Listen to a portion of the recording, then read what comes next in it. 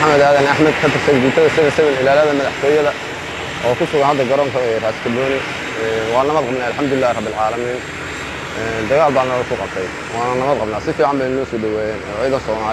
Soomaaliyeed baan soo dhaweeyay maanta waa nabad qabnaa wixii dhintay Ilaahay u naxariisto wixii dhaawacana Allah caafiyo wixii dhaawacana waa la daweeyay wixii dhintana way dhinteen inta kale waa nabad qabnaa alxamdulillaah rabbil caalamiin Ilaahay ma haas kale laba xigli Adnaan Umar Maxamed lambarku waa 24 22 wax dhibaatana liima gaarsiin nabada hadda Muqdisho soo degay waa insha Allah ciidanka harama cadaab tirsanaa الرحمن الرحيم أنا مقعي وياي عبد الشكور مرسل محمد آذن كترسن جوتة 77 إلى عدد مدحتويد أنا كوصدن يسد حقفها مش كجوجنا سفي عم بنا نور رقمي وإحنا نور من ملا دجال بنا نور غبطي بالله توفيق عيدي نبى جوكتان عيدي نبى تجيسان قريه نبى عاوه ينسان كسمعنا ما مريسان حمرة كدجيسين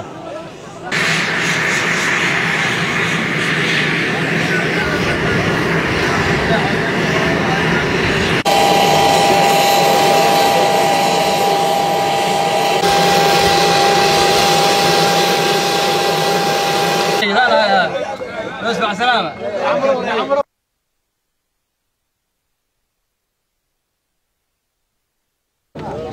بسم الله الرحمن الرحيم الحمد لله رب العالمين وصلى الله محمد وعلى اله وصحبه وسلم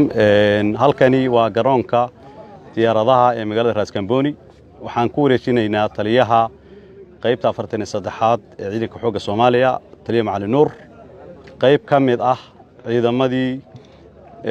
dhalinyaro Soomaaliyeed oo maxaabiis oo lagu qabtay dagaalkii Arbacada meeshan ka dhacay qaybtii koobaad faleedii koobaad oo laba faleed ka kooban baan dhoofineynaa maanta oo nu dhoofineynaa magaaladii caasimadda Soomaaliya Muqdisho iyo guryahoodii Arbacada dagaal baa meeshan ka dhacay dagaalkaasi wuxuu ahaa runtii dagaal nasiib darro ah kuma faraxsanin sababtiisana waan garanaynaa Jubbaland gaar ahaan deegaanadan hadda aan joogno Kabooni waxay ahayd deegaanada ugu ammaanka badan Soomaaliya ma kamid ahayn deegaamada ciidamada ATMIS ay joogeen kamid ma ahayn waxaa joogay ciidanka Jubbaland laga soo bilaabo 2011 oo ka qabtay shabaab waxa deegaan nabada deegaan waxa weeye aan xabado ka dhicin even hatta 30 sano la soo dhaafay dagaal ka dhicin buu ahaa waxaa nasiib darro ahayd 25kii bishii 11aad in dawladda federaalka dhalinyaradan ku soo daabashay diyaarado xamar ka keentay ka soo dejisay halkan say ula dagaalamaan walaalahoodii ciidankii xoogga Jubbaland ee la dagaalamayay shabaab cid la dagaalamayay shabaab ma ahayn waa ciidanka xoogga ciidankii Jubbaland ee deegaamada joogay bay ahaayeen kuwana in la laalusho lacag la siiyo oo la yiraahdo number beena iyo hawl kale loo sheego leeyahay siinaya walayn qalabaynaya yaa waxa weeye ka dhalatay dagaalkaasi Arbacadii soo gabagaboobay dhalinyaradani waa dhalinyaradii beesha lagu qabtay kuma faraxsan dhalinyarada Soomaaliyeed in maxaabiis ku tilmaano kuma faraxsan dhalinyarada Soomaaliyeed in la laayo kuma faraxsan dhalinyarada Soomaaliyeed isku dhintaan cid xabad naga mudan ee inaan la dagaalano ay tahay waan garanaynaa waa shabaab waxaad moodaa dawladda Soomaaliya inay ka mashquushay dagaalkii la rabay in lala galo shabaab oo xoogga la geliyo waxa daliil in ku filan inaan dagaal ka dhaxeeya ciidanka xoogga Soomaaliya ee taliyuhuna gala joogo qaybta 43aad ee Jubbaland ka hawlgalaysay iyo ciidamada Jubbaland inaysan jirin taliyo Kismaayo hadda ka soo duulay halkaas uu ka hawlgalaa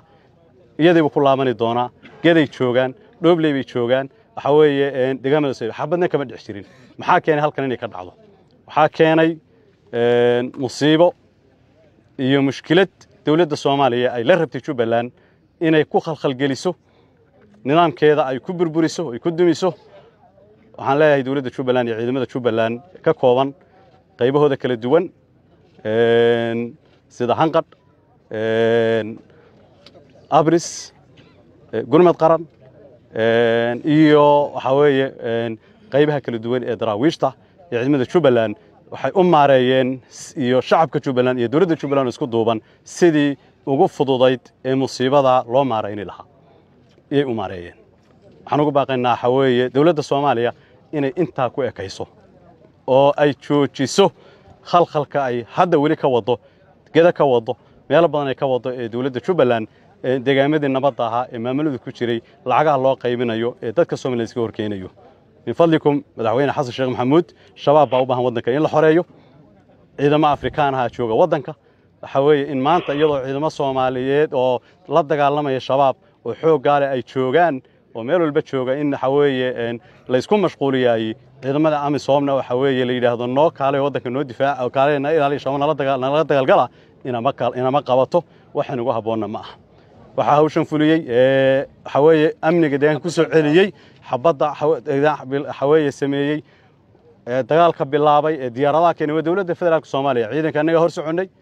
magaalada aan u soo soconay deegaanka anaga aan u soo soconay ciidanku inay yimaadaan oo ay walaalahooda la falgalaan halkan jooga oo nu la hadallo oo dhalinyaro Soomaaliyeed baatiin waa la inay soo khalday xabad haridina bay ahayd laakiin iyaga xabadna ugu bilaabay iyagoo adeegsanaya qalabkii iyo ciidankii Soomaaliya loogu talagalay ee Soomaaliya anagu wax ku lahayn ee Jubbaland wax ku lahayd iyadoo waxa weeye la adeegsanaya ay ugu bilaabeen laakiin sida ugu fududayd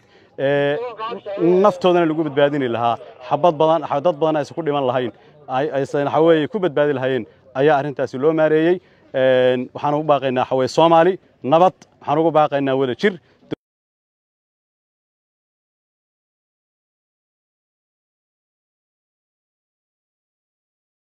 dawladnimada Soomaaliya ayaan gadaal loo celin yaan laga dhigin waxa weeye dana siyaasadeed iyo arrimo siyaasadeed oo laga leeyahay mustaqbalka oo qofka dhimanay qofka nool inuu gaari aan loogeyn in Soomaaliya la isugu dilo taasaan ilaahay dawladda Jubbaland anagoo afkeeda ku hadlayo ugu baaqayna kuwa banaanka go'aanayso taliyo sheegay kuwa Kenya waxa weeye meel ka dhiibay ay yimaadeen sidan baa iyagana loo soo dhaweeyay xafisna loo weeyay u bilaabatay la doortay 25kii bishii naga tagtay inuu dawladda Soomaaliya la fariisto wada hadal la galo inuu diyaar u yahay annaguna taasaanu diyaar u nahay nabad baan Soomaaliya ugu baaqaynaa taliya macallin soo dhawow ciidanka waxa weeye waa dhalinyarada Soomaaliyeed waxa weeye la wareeg waxaan rajaynaynaa insha Allah tacaala inay intaas ku ekaan doonto waa maasantiin anigu horta waxaan ahay taliyaha qaybta 43aad ee ciidanka xoogga dalka Soomaaliyeed kaliya waxaan u imaaday Kamboni maadaama taliyaha qaybta ahay dhulka ay qaybtu ay shaqadeedu ay tahay Jubbaland State in wixii dhacay muxuu ku dhacay ma sax buu ahaa ma khalad buu ahaa ka hadli maayo laano ciidan baan ahay ciidankana siyaasadda waa ka xaraan kaliya dhalinyaradaas Soomaaliyeed ee ka tirsanaa ciidan ka tirsan ilaa hadda waa ciidanka xoogga dalka Soomaaliyeed ee dagaalkii meeshan ku dhacay waxa weeye lagu qabtay inaan la wareego xaafadahoodii iyo guryahoodiina aan gaarsiiyo si nabad ah intaa kaliya aan u imaaday wixii kale oo dhan wax ii yaalla maaha aniga waan ku faraxsanay marka inaan idiin imaado oon idin hor imaado idinkoo bad qaba xaaladdu kolba meel bay taagan tahay intii dhimatay Allah u naxariisto inta dhaawacantayna ilaahay ha u boodhayo caafimaad ha siiyo bidnillaahi alkariim caawa waxaa ku hooyan doontiin xeryihii laydinka soo qaaday muhiimaddeeduna intaa keliya waa siyaasad baana ka hadlaynin maxaa saxa maxaa khaldan baana ka hadlaynin muhiimaddu waxay tahay oon isu soo xilqaamay anigoo weliba aanan ogolaansho buuxa haysanin inaan anoo Kismaayo joogo aad halkan idinkana aad bacaad jiftaan oo waxaa weeye aad ku dhibaatootaan oo biyo ku weydaan oo nololad ku weydaan intaa kaliya aan u imaaday waana tegaysaan bidnillaahi alkariim diyaaraddu way soo degaysaa falaydkii horeeya waa kacay 33 buu qaaday